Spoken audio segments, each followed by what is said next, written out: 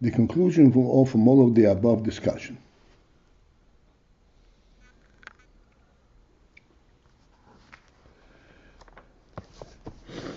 is that Masha HaChochmah, that this principle that we say that chochmah is, he b'bchinas milo, is a milo quality.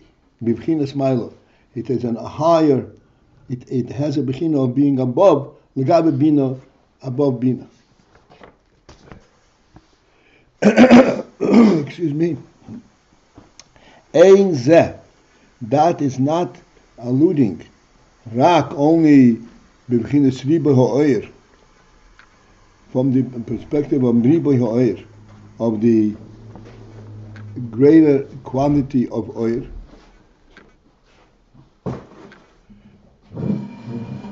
I think it's time now to discuss this. Let me finish the line. Kiim, or rather, the principle that chochmah has the quality of being above bina. He shehi b'bchinas milo be'etzem. It is an essential element of mila, of being above. Be'etzem madrigosha l'gabe habina. In the essential madriga relative to bina.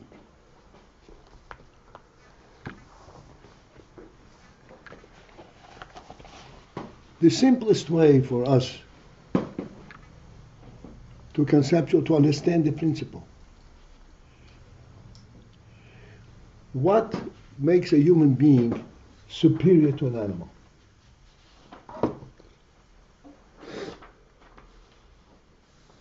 Is it because he has quality, he has ability to speak and the animal is not? Is it because of any kind of oil, any kind of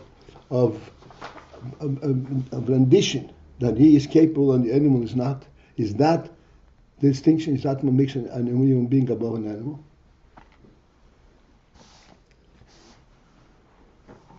This would be like Ribo Oyer. He has much more capability. Is that what puts a human being above an animal?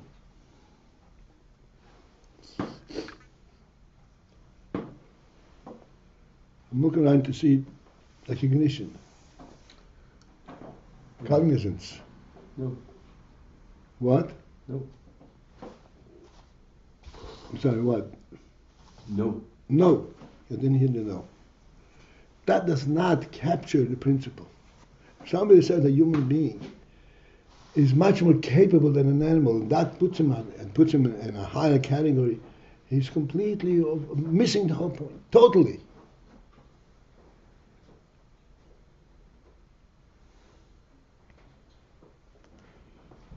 In like manner, that I was explaining, is the proximity between chochmah and bina.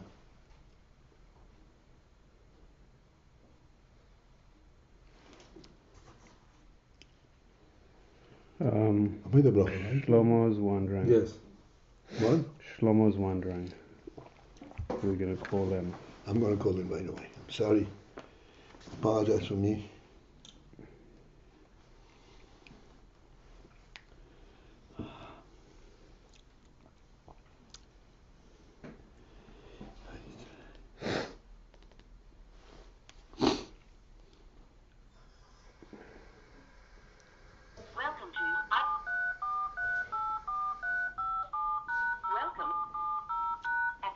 Please record your name followed by the pound key. I'm a PALTIEL. Thank you. You are now entering participant number 3. All right, good morning. I'm sorry I got right in, forgot to dial in. For those who missed it, I want to repeat just a quick, at the end of the top section on page Sadiches, REBBE summarizes the principle that he was bringing out for a long time. That the conclusion of all the above is that the intellect chochmah is in a higher quality relative to bina, is not due to the oyer, the riboy oyer of chochmah, but rather it is about the difference in the very essence of its madriga. So, but finally, produce some kind of a cognizance, a means to relate to this statement.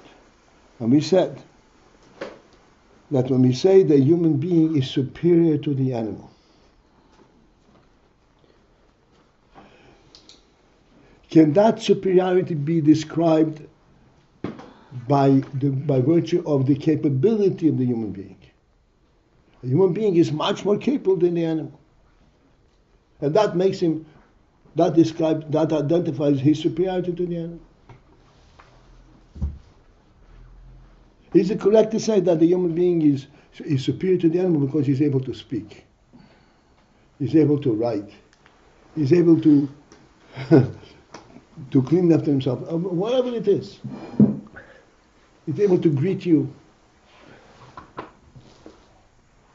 Any capability, anything that expresses, so to speak, human activity. And the animal doesn't have it, and that puts the human being in a carrier above the animal.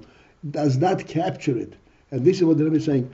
Surely everybody recognizes that this does not capture the principle. Because a human being and an animal are categorically apart.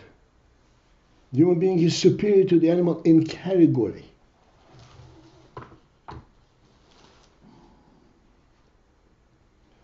Likewise, in similar fashion, is the proximity of chochmah relative to bina. This is what the Rebbe is trying to make. Even though chochmah and bina have so much similarity. Right. So does a human being a similarity to the animal? He eats, he sleeps. When we have the four categories and we go from chaya to medaber, it would seem like putting them in a progression. Here, I mean, clearly we're saying it's not the case. No, wait a second. True. In the koiches hanefesh, in the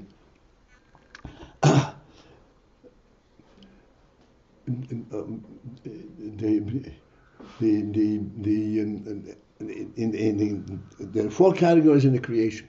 Daimon, Tzemin, Chai, Medaber. It's a continuous progression. This progression puts one category next to the other and the proximity to the other. You're saying or you're asking? I'm kind of repeating to what you seemingly right. Seemingly there are four within a general context schema, yeah. But they're not. Daimon and Shemeach are categorically apart. And Chayim and Shemeach are also categorically apart. And then comes Medaber and Chay. Well, the first three do fit under the gather of Teva.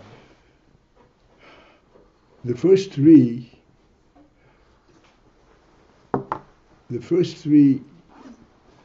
all three relative to the Medaber are equal. Yep. But within themselves, among themselves, they're not equal.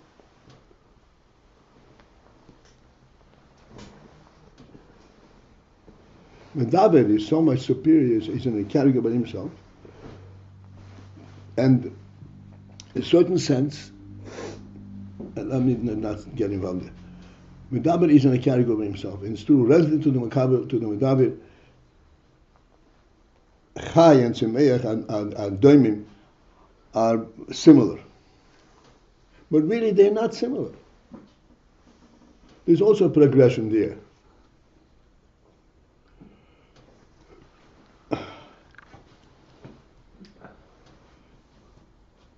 Within the Medaber himself, there is a category called Shemeach. There's an element that's called Shemeach. I'm sorry, an animal that's called Chai. An animal in Medaber that's called Shemeach. And then an animal in the Medaber, animal in the other that's called Daimon.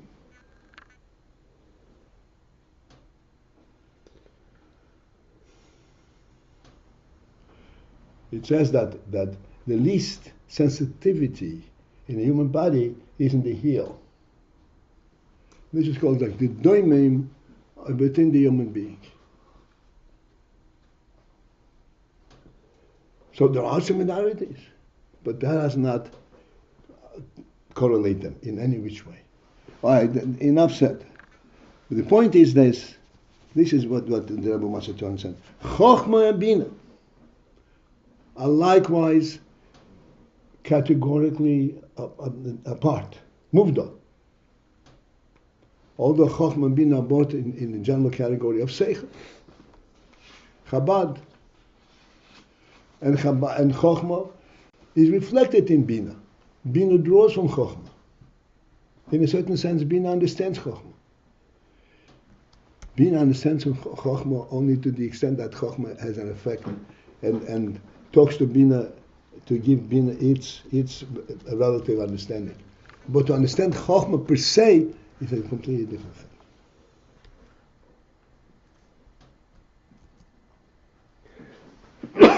All right, let's continue.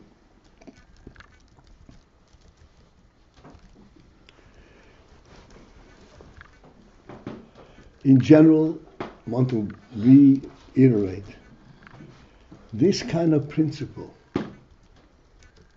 to recognize and to be able to acquiesce to a categorical separation between two elements that have similarity to themselves. But etzem is a very important concept, a very important principle, and extremely important for us to relate and to recognize. Why is it so important for us to recognize? So you know chochmah this, what's the difference? It's extremely important. Because this is the special quality of human intellect, of the chochmah in a person, that is able to focus in and recognize these type of distinctions.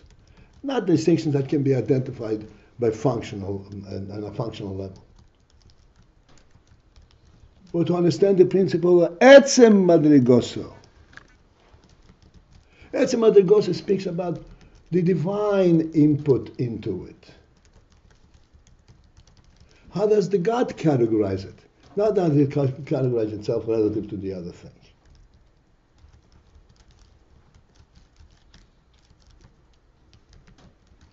We see today amongst human beings who are trying to approximate the animal. Because they say, look, the animal eats and I'm also eating, there's no difference. There's a difference, but it's not a category. They don't see the terrible insult of a human being acts like an animal.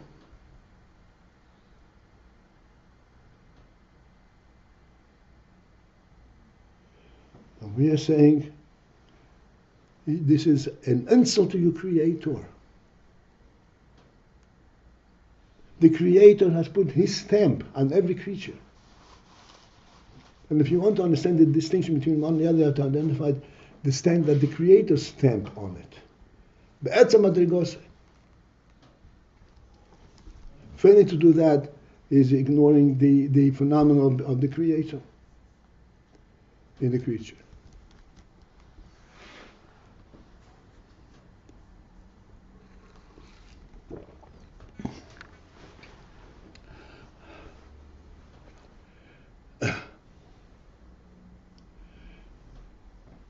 And the other day, we were talking, we had to stop, I couldn't finish a certain thought.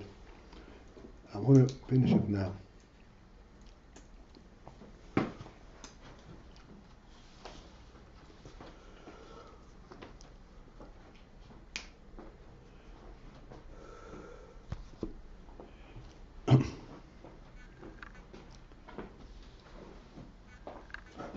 I mentioned many times over the past period that you see a person holding up, let's say this phone, a person holding up this phone, a person holding up this sefer, this book. That's a much better emotion. The book, usually you find it on the table, and you also find it in the person's hand. As a matter of fact, we build bookcases for books, for Sforim. And then there is the instant where the Sefer is being held up by the person. When the Sefer is in a bookcase, you are dealing with the physical presence of the Sefer, with the body of the Sefer. When the Sefer is being held up by the person's hand, it's a completely different Sefer. Completely different principle. It's above the physical world.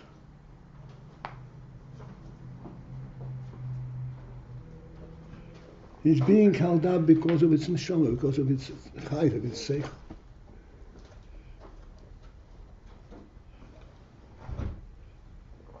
This is the difference between chochmah and bina. Bina has worldly support. Chochmah does not. Chochmah hovers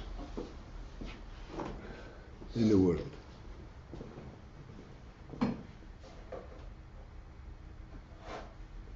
It doesn't have a place, so to speak, to be supported by the world.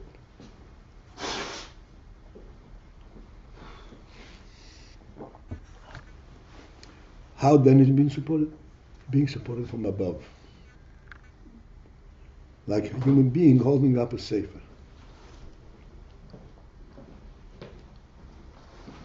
When a human being is holding up a sefer, the sefer then assuming a completely different representation.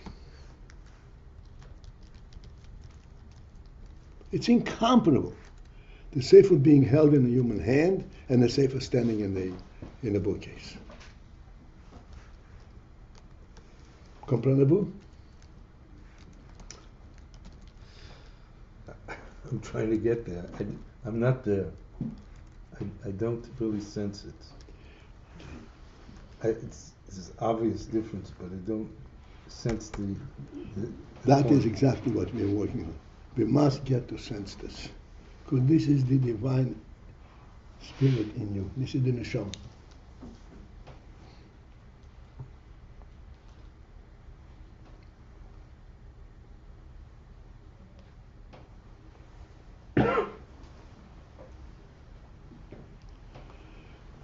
Mitzvah, we work especially with this very simple mishalim.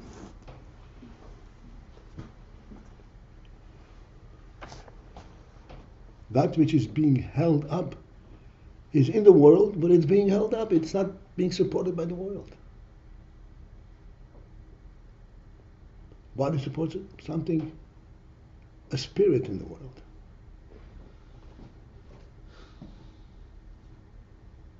It's a completely different thing. This is what the Rebbe has spent so much time and so much effort to get us to realize, to recognize this in it. Chochmah and Bina are both part of the intellectual qualities. And there is similarity. In Chochmah itself there is the madrigas and the madriga of sichli in the Chochmah that can be musab even. And yet it's a category by itself. Because it's being held up by a different force and a different basis than Bina is being held up. Bina is being held up by its kelim, Chochmah is being held up by its truth.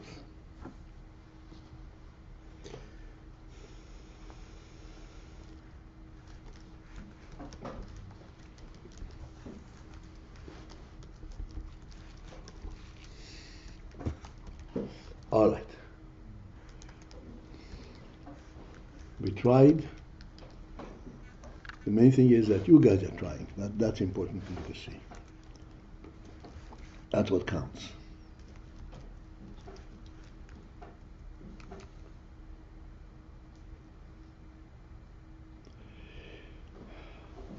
And then the Rebbe continues with more mishalim to explain to us this principle. V'zehu.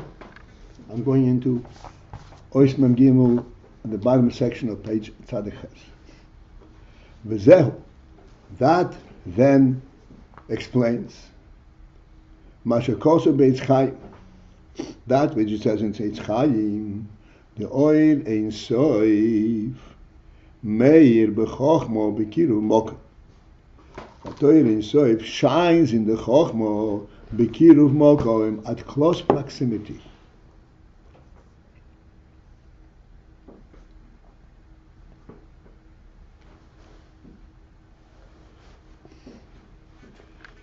Before we go on, I would like that we should think into the word meir and to understand what that is about.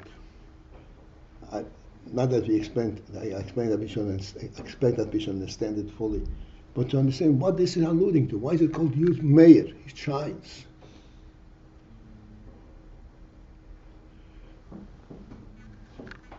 Just like oil, light. We said many times the oil itself, oil should never be reaching the first oil, the oil that was created in the first day. And all oil subsequent is just an approximation of that oil. Does not have a body, is not a tangible presence.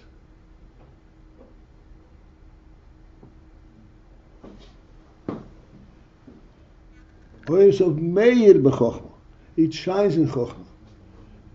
Not because it is deflected in chochmah. It shines, it illuminates the chochmah by its very presence. Bekiruv mokum. Bekiruv mokum means at close proximity. This will be discussed.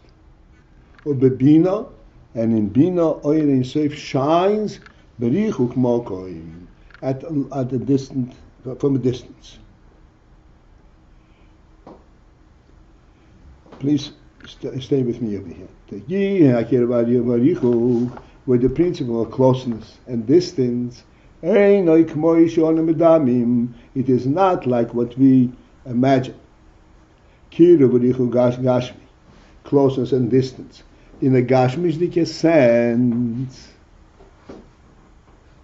that you can actually identify the closeness and the distance, how much gashmis intervenes between me and this object.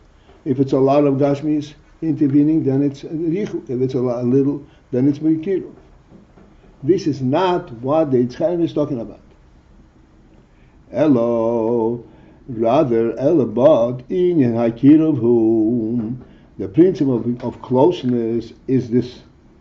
As for example, Chochem Godel, a great sage, Shemedaber, when he speaks, the mishbeinanim, with an average person. This great sage speaks with the average person. In other words, we're not talking about he's speaking to an idiot. He's speaking to somebody who understands, but he's an ishbeinanim. He is not of his proximity at all, in terms of seichel.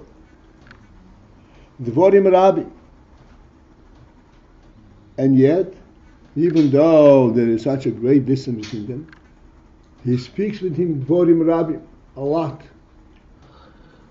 Not that just says hello, how are you, but he actually stands there and talks to him.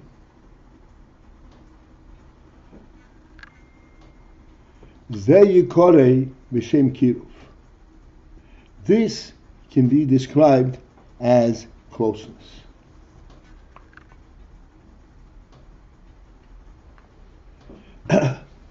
He is stooping down, he's declaring his interest and his relationships with this simple person, relative to him, a simple person, an average person. And he's declaring his closeness to him. He stands there and spends time and talks to him. Clearly at this level, but he talks to him, Dvorim Rabbi. Wherefore, from the standpoint of this sage, this is a waste of time. So how come he's standing there and talking to him if it's a waste of time? It is because he feels a closeness to this average person. He's talking to him not because he wants to get from the average person some kind of an insight. He's talking to that person because he feels close to him. This is the hint of kiruv. she'odom godil hanal.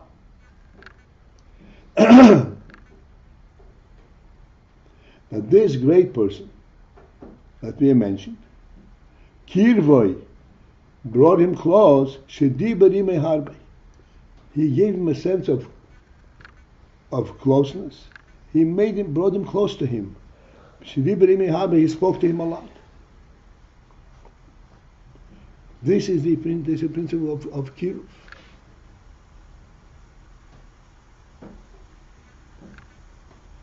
He was Mekarev.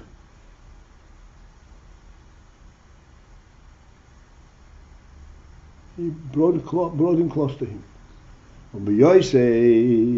And a special, who hakiruv shemara leponi b'dibure.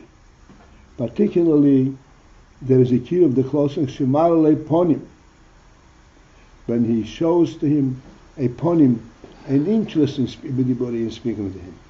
He is not speaking to him just obliviously, in an oblivious manner. Marle upon him, he looks at him, he shows him an interest in talking to him.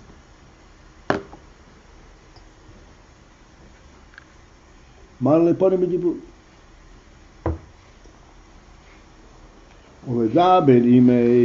and he speaks with him with a pleasant disposition,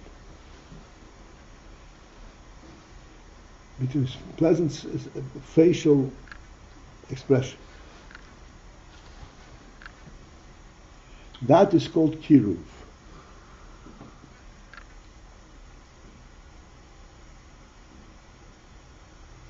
And that's why it's called meir, because the words that he is saying may be the very same words, whether it is bekiruv or distant. But when there is this kiruv, the words are spoken in a kiruv manner.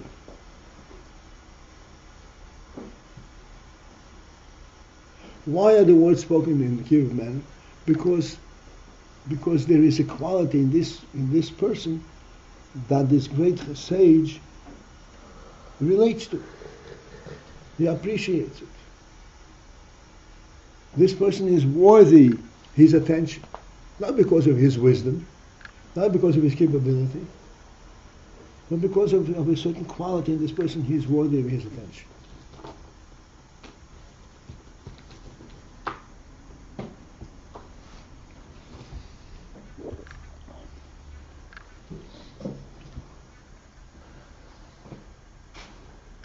Which is one way of describing and explaining the principle of Kiruv Mokim.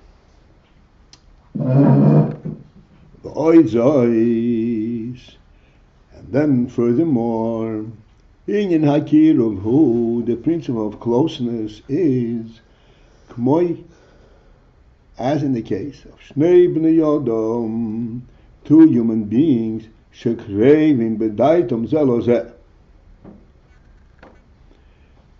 In their mindset, in their attitudes, they are close one to the other.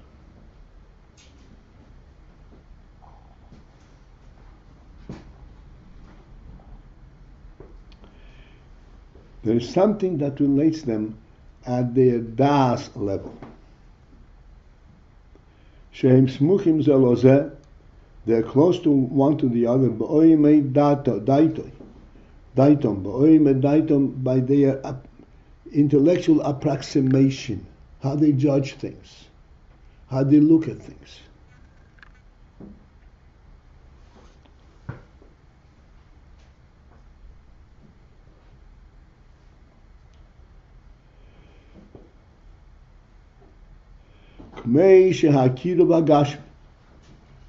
Just like the physical closeness, and the rachmosho, based on the yodam, as for example, two human beings, they are relatives one to the other. Begashmius. There's a closeness between them because they're relatives. Shahu, which is, how do they become relatives to each other? How are they close to each other, to one another? Shahu, which is, she'avihem heim shnei yachim. that the parents of these two people are two brothers sheneldu mi'aveim achat, that were born from one father and mother. Haribneihem. So then, as a result, bneihem, their children, heim krevim zelozeh, they have a closeness, they're relatives one to the other.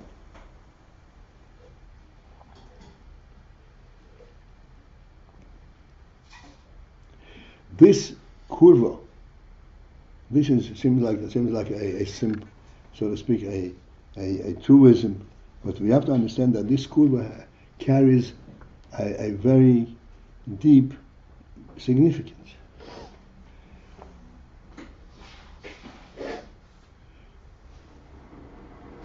The fathers of these two people are brothers. Therefore, their offspring are relatives to the, are close to one another. This being close, there's a certain closeness that is recognizable in their thoughts, in their approximation, in their attitudes. Not because of the way they grew up, but in their makeup.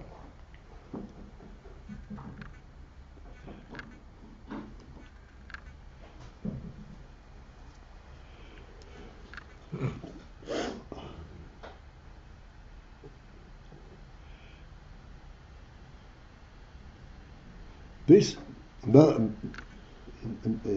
relation on the physical level of relativity, of relation, it's very real. However, this is only begashmis. There's a gashmi correlationship between these two cousins, so to speak.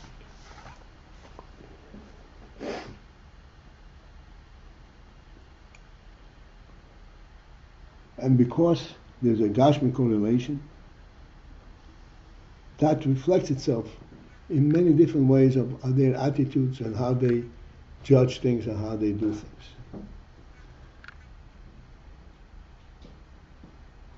The kach, well, this is like a gashmizik closeness, relationship. The kach yuvon, the similar union, we should be able to understand Sheshnei bnei yod, that two human beings, Shedeiseyam shoves, whose mindsets are equal, binyan echad, they see this inyan equally. They have the same view of this inyan. Hareihem krevim usmuchim zalozeh, they are close. They're related and close one to the other.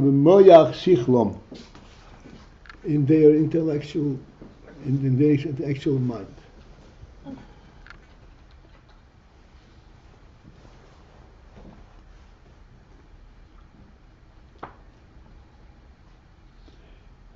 And being close to one another in their intellectual mind, clearly that is a deeper closeness than the physical relation.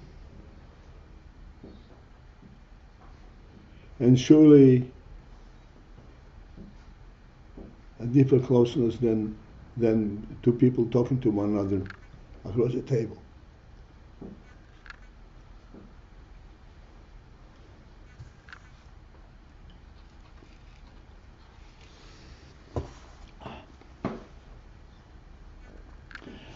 All of these demonstrations of relative closeness explain to us the principle of closeness.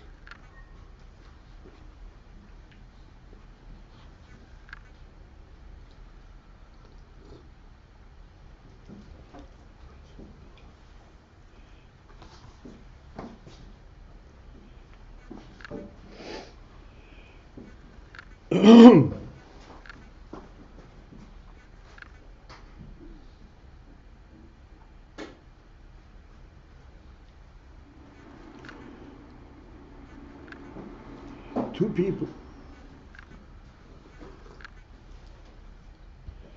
who have similar mindsets, again, mindsets, the same Shovich does not refer to only what they were trained to think and what they believe is right, how they grew up, whether they're Democrats or Republicans, this kind of thing. But they have similar sense in their own das, values in their own intellect.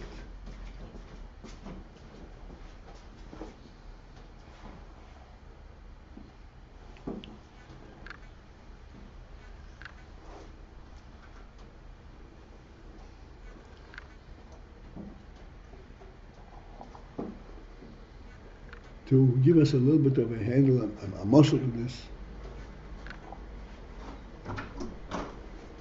Two people want to learn. That's a general human attitude, want to learn. This one wants to learn Nigla, this one tends to learn Chassidus.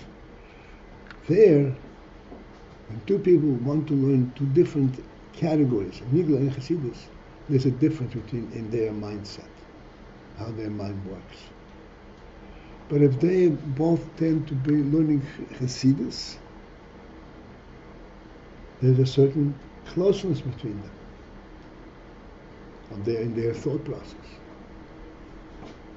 Particularly if one wants to learn, if they want to learn the same thing, like they both tend to learn Ayin base.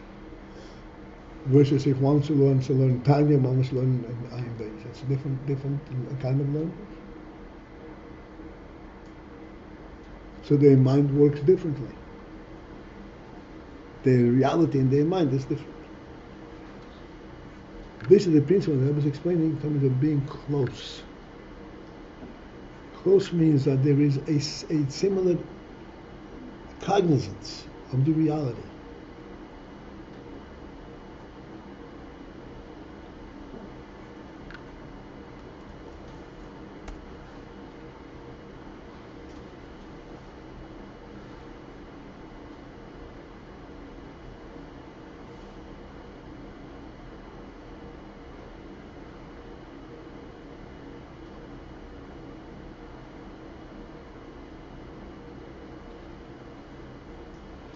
All this is a moshel, as we are going to get into. This is a moshel to explain the principle of chochmah, the proximity of chochmah to Oyer Ein Sof and bina to Oyer Ein Sof.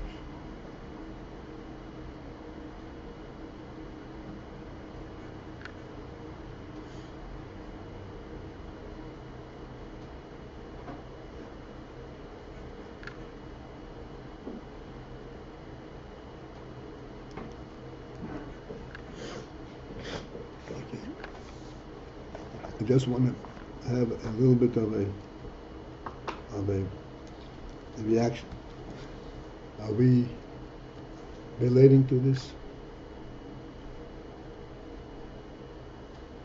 Are we relating to this? Good. Okay, so here is where we are going to interrupt.